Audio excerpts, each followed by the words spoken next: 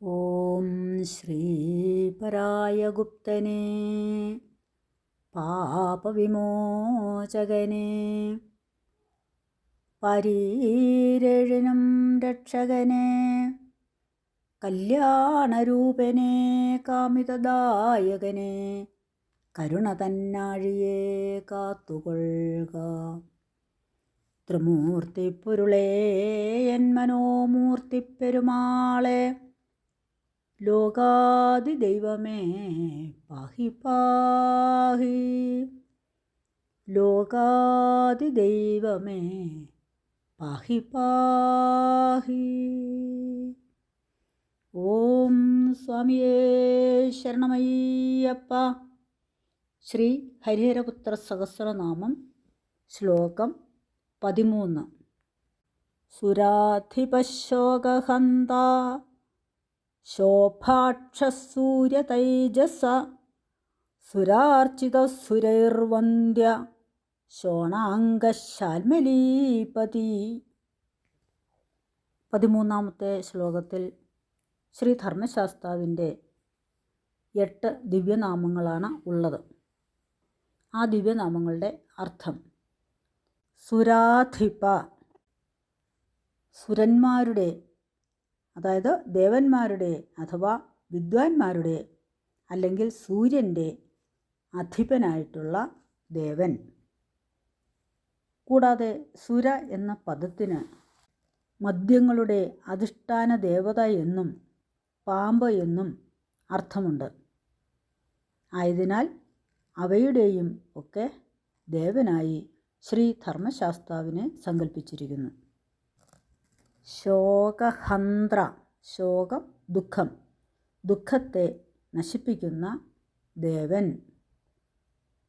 ശോഭാക്ഷ, പ്രകൃത്യാ തന്നെ സൗന്ദര്യമുള്ള അഥവാ അത്യധികം പ്രകാശമുള്ള കണ്ണുകളോടുകൂടിയ ദേവൻ. സൂര്യതൈജസ, സൂര്യതുല്യമായ തേജസ്സുള്ള ദേവൻ. സുരാർച്ചിത, ദേവന്മാരാലും വിദ്വാൻമാരാലും സൂര്യനാലും പൂജിക്കപ്പെടുന്ന ദേവൻ. സുരൈർവന്ദ്യ, ദേവന്മാരും വിദ്വാൻമാരും സൂര്യനും വന്ദിക്കപ്പെടുന്ന ദേവൻ. ശോണാംഗ, ചുവന്ന കാന്തിയാർന്ന ശരീരമുള്ള ദേവൻ. ശാൽമലീപതി, ശാൽമലി പദത്തിന് പല അർത്ഥങ്ങളുണ്ട്. ഒന്ന്, ഇലവുമരം എന്നാണ്. ഇലവുമരം ധാരാളമായിട്ടുള്ള ദ്വീപിന് ശാൽമലി ദ്വീപ് എന്ന് പറയുന്നു. ഇലവുമരത്തിൻ്റെ ജീവചൈതന്യമായിട്ടുള്ള ദേവന് ശാൽമലീപതി എന്ന നാമം.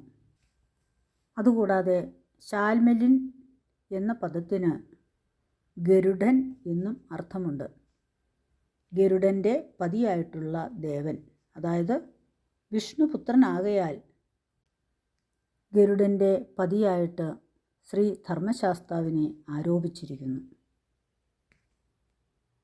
നാമാവലി: ഓം സുരാധിപായ നമഃ. ഓം ശോകഹന്ത്രേ നമഃ. ഓം ശോഭാക്ഷായ നമഃ. ഓം സൂര്യതൈജസായ നമഃ. ഓം സുരാർച്ചിതായ നമഃ. ഓം സുരൈർവന്ദ്യായ നമഃ. ഓം ശോണാംഗായ നമഃ. ഓം ശാൽമലീപതയേ നമഃ. ഓം ശ്രീ ഹരിഹരാത്മജായ നമഃ. മന്ത്രപുഷ്പാണി സമർപ്പയാമി. ശ്ലോകം 14. സുജ്യോതിശരവീരഘ്ന ശരശ്ചന്ദ്രനിഭാനന സനകാദിമുനിധേയ സർവജ്ഞാനപ്രദോ വിഭു. 14-ാമത്തെ ശ്ലോകത്തിൽ ശ്രീ ധർമ്മശാസ്താവിൻ്റെ 6 ദിവ്യനാമങ്ങളാണ് ഉള്ളത്.